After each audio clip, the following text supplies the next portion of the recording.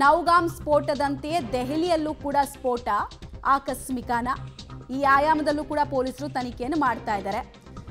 ನೋಡಿ, ತಾಪಮಾನ ಮತ್ತು ರಾಸಾಯನಿಕ ಸಂಯೋಜನೆಯಿಂದ ಈ ಸ್ಫೋಟ ಆಯ್ತಾ ಅಂತ. Usually ammonium nitrate fuel oil ಇರುತ್ತಲ್ಲ, ಅದನ್ನ ವಿಪರೀತ ಟೈಟ್ ಆಗಿ ಸೀಲ್ ಮಾಡಿದ್ರೆ, ಫಾರ್ ಎಕ್ಸಾಂಪಲ್ ಈ ಕಾರಿನ ಬಾನೆಟ್ಗೋ ಕಾರಿನ ಬೂಟ್ ಸ್ಪೇಸ್ ಹಿಂಭಾಗದಲ್ಲೋ ಟೈಟ್ ಸ್ಪೇಸ್ ಅಲ್ಲಿ ಅದನ್ನೇನಾದ್ರೂ ಸೀಲ್ ಮಾಡಿದ್ರೆ ಅದು ಪ್ರೆಷರ್ ತಾಳೋಕ್ಕಾಗದೆ ಬ್ಲಾಸ್ಟ್ ಆಗುತ್ತೆ. ಸೊ ಹಿಂಗೆ ಆಗಿದೆಯಾ ಇಲ್ಲೂ ಕೂಡ ಅನ್ನೋ ಅನುಮಾನ. ನೌಗಾಮಲ್ಲಿ ನಿನ್ನೆ ರಾತ್ರಿ ಆಯಿತು. ನೌಗಾಮ್ ಪೊಲೀಸ್ ಸ್ಟೇಷನಲ್ಲಿ ಅಲ್ಲಿ ಆ ಎಕ್ಸ್ಪ್ಲೋಸಿವ್ಸ್ ಅನ್ನ ಹ್ಯಾಂಡಲ್ ಮಾಡಬೇಕಾದ್ರೆ ಅಚಾನಕ್ ಆಗಿ ಘಟನೆ ಆಯಿತು ಅಂತ ಪೊಲೀಸರು ಹೇಳ್ತಾ ಇದ್ದಾರೆ. ಸೊ ಎರಡೂ ಬ್ಲಾಸ್ಟ್ಗಳಿಗೆ ಸಾಮ್ಯತೆಯನ್ನ ನೋಡ್ತಾ ಇದ್ದಾರೆ. ಸ್ಫೋಟಕ್ಕೆ ಟೈಮರ್ ಅನ್ನ ಇಟ್ಟಿದ್ನ ಅನ್ನೋದನ್ನ ಕೂಡ ನೋಡ್ತಾ ಇದ್ದಾರೆ. ನೌಗಾಮ್ ಸ್ಫೋಟದಂತೆ ದೆಹಲಿ ಸ್ಫೋಟ ಕೂಡ ಪ್ರೀಮೆಚೂರ್ ಬಾಂಬ್ ಬ್ಲಾಸ್ಟ್ನ ಭಾಗನ ಅನ್ನೋದು ಕೂಡ ಎರಡು ಆಯಾಮದಲ್ಲಿ ತನಿಖೆಯನ್ನು ಮಾಡ್ತಾ ಇದ್ದಾರೆ. ಎರಡು ಅನುಮಾನ ಇದೆ. ಬಟ್ ಆಲ್ಮೋಸ್ಟ್ ಇಲ್ಲಿ ನಟ್ಟು ಬೋಲ್ಟು ಎಲ್ಲ ಸಿಕ್ಕಿರಲಿಲ್ಲ. ಯಾರೇ ಉಗ್ರಗಾಮಿ ಬಾಂಬ್ ಮಾಡ್ತಾನೆ ಅಂದರೂ ಕೂಡ ಅವನೇನು ಮಾಡ್ತಾನೆ, ನೀವು ರಾಮೇಶ್ವರಂ ಬಾಂಬ್ ಬ್ಲಾಸ್ಟ್ ಸಂದರ್ಭದಲ್ಲೂ ನೋಡಿರ್ಬೋದು. ಅಲ್ಲೆಲ್ಲ ಸ್ಪಾಟಲ್ಲಿ ಸಿಕ್ಕಿತ್ತು. ಅವ್ನು ಫಿಕ್ಸ್ ಮಾಡಿ ಅಲ್ಲಿ ಬ್ಲಾಸ್ಟ್ ಮಾಡಬೇಕು ಅಂತಲೇ ಬಂದಿದ್ದ. ಈ ಟಿಫನ್ ಬಾಕ್ಸ್ ಬಾಂಬ್ ಬ್ಲಾಸ್ಟು ನೀವು ಕೇಳಿರ್ಬೋದು, ಕುಕ್ಕರ್ ಬಾಂಬ್ ಬ್ಲಾಸ್ಟು ಕೇಳಿರ್ಬೋದು. ಅದರೊಳಗಡೆ ಕಂಪ್ಲೀಟಾಗಿ ಅಮೋನಿಯಂ ನೈಟ್ರೇಟ್ನೆಲ್ಲ ಸೀಲ್ ಮಾಡಿ ಒಂದಷ್ಟು ಒಂದು ಇಡೀ ಕೈ ಹಿಡಿಯಷ್ಟು ನೆಟ್ ಬೋಲ್ಟ್ನೆಲ್ಲ ಹಾಕಿರ್ತಾರೆ. ಅದು ಕಂಪ್ಲೀಟ್ ಫಾಸ್ಟಾಗಿ ಸಿಡಿದಾಗ ಯಾರ್ಯಾರು ಎದುರುಗಡೆ ಇರ್ತಾರೋ ಅವ್ರಿಗೆಲ್ಲ ಅದು ಆಳದಲ್ಲಿ ಹೋಗ್ಬಿಟ್ಟು ಚುಚ್ಕೊಳ್ಳುತ್ತೆ, ತುಂಬ ಡೀಪಾಗಿ ಹೋಗಿ ಚುಚ್ಕೊಳ್ಳುತ್ತೆ. ಆಗ ರಕ್ತನಾಳ ಸಿಡಿಯುತ್ತೆ, ಸಾವನ್ನಪ್ತಾರೆ ಅನ್ನೋದು ಉಗ್ರಗಾಮಿಗಳದ್ದು ಯಾವಾಗಲೂ ಯೋಚನೆ ಆಗಿರುತ್ತೆ. ಸೊ ಎರಡು ಬ್ಲಾಸ್ಟನ್ನು ಕಂಪೇರ್ ಮಾಡ್ತಾ ಇದ್ದಾರೆ. ಮತ್ತಿದೊಂದು ಫಿದಾಯಿನ್ ಅಟ್ಯಾಕಾ ಅಥವಾ ಆಕಸ್ಮಿಕ ಘಟನೆನ, ಎರಡನ್ನು ಕೂಡ ನೋಡ್ತಾ ಇದ್ದಾರೆ. ಡೀಟೇಲ್ಸ್ ಕೊಡ್ತಾರೆ ಶಬೀರ್, ನೇರ ಸಂಪರ್ಕದಲ್ಲಿ ಜಾಯಿನ್ ಆಗ್ತಾ ಇದ್ದಾರೆ. ಶಬೀರ್, ಇದೊಂದು ಫಿದಾಯಿನ್ ಅಟ್ಯಾಕ್ ಆಗಿತ್ತಾ? ಜಿಹಾದಿ ಉಮರ್ ಮಾಡಿದಂತಹ ಅಟ್ಯಾಕ್ ಫಿದಾಯಿನ್ ಅಟ್ಯಾಕ್ ಆಗಿತ್ತಾ ಅಥವಾ ಆಕಸ್ಮಿಕನ ಪ್ರೀಮೆಚೂರ್ ಬಾಂಬ್ ಆಗಿತ್ತಾ ಅದು ಅನ್ನೋ ಪ್ರಶ್ನೆ ಡೇ ಒನ್ ಇಂದ ಕಾಡ್ತಿದೆ.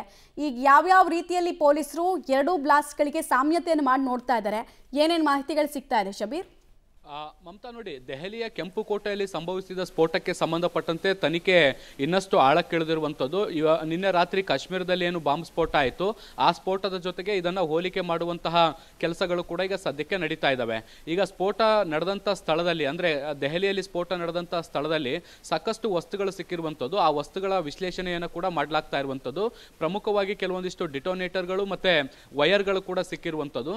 ಸೊ ಈ ಒಂದು ತನಿಖೆಯಲ್ಲಿ ಗೊತ್ತಾಗಿರುವಂಥ ವಿಚಾರ ಏನು ಅಂದರೆ, ಡಾಕ್ಟರ್ ಉಮರ್ ಏನು ಈ ಒಂದು ಸ್ಫೋಟವನ್ನು ಮಾಡ್ದ, 3 ಗಂಟೆಗಳ ಕಾಲ ಏನೋ ಒಂದು ಪಾರ್ಕಿಂಗ್ ಲಾಟ್ನಲ್ಲಿ ಕೂತ್ಕೊಂಡಿದ್ದ.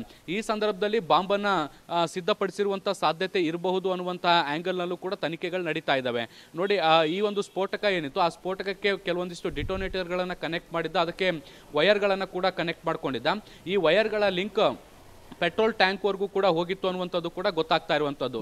ಕೆಲವೊಂದಿಷ್ಟು ಬಟನ್ಗಳನ್ನು ಬಳಸುವಂಥ ಕೆಲಸವನ್ನು ಕೂಡ ಮಾಡಿದ್ದ. CCTV ದೃಶ್ಯಗಳಲ್ಲಿ ಈ ಬಟನ್ಗಳನ್ನು ಇರುವಂತಹ ದೃಶ್ಯಗಳು ಕೂಡ ಪತ್ತೆಯಾಗಿದೆ ಅನ್ನುವಂಥದ್ದು ಗೊತ್ತಾಗ್ತಾ ಇರುವಂಥದ್ದು.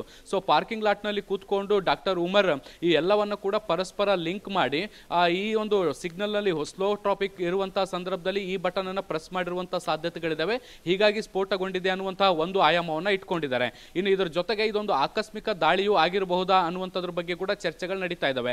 ಯಾಕೆ ಅಂದ್ರೆ ಭಯೋತ್ಪಾದಕರ ಟಾರ್ಗೆಟ್ ಡಿಸೆಂಬರ್ 6 ಆಗಿತ್ತು. ಸೊ ಅದಕ್ಕಿಂತ ಮುಂಚೆ ದಾಳಿ ನಡೆದಿರುವಂತದ್ದು ಕೂಡ ಸಾಕಷ್ಟು ಅನುಮಾನಗಳಿಗೆ ಎಡೆ ಮಾಡಿಕೊಟ್ಟಿದೆ.